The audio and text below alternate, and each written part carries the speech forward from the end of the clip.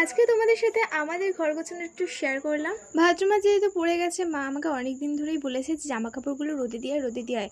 তো আমি এখন আজকে সব জামা কাপড়গুলো নিয়ে উপরে যাচ্ছি, আরও এখনও অনেক বাকি আছে।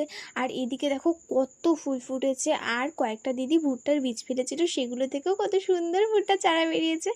আর দেখো আমি একটা এমন মেয়ে যে এত জামা থাকতেও আমি জামা কখনো খুঁজে পাই না কোথাও গেলে।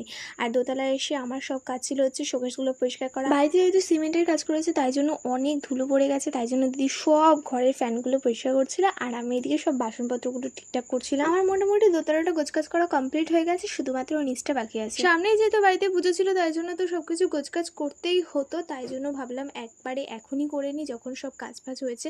আর সব জিনিসপত্র গুছাতে গিয়ে দেখো আমি একটা সুন্দর রোমান্টিক ক্যান্ডেল খুঁজে পেয়েছি, আর এটা রাত্রেবেলা জ্বালালে কিন্তু বেশ সুন্দর লাগে। আমি মাঝে মাঝেই ঘর গোছ কাজ করতে গেলে এরকম জিনিস খুঁজে পাই, বেশ ভালোই।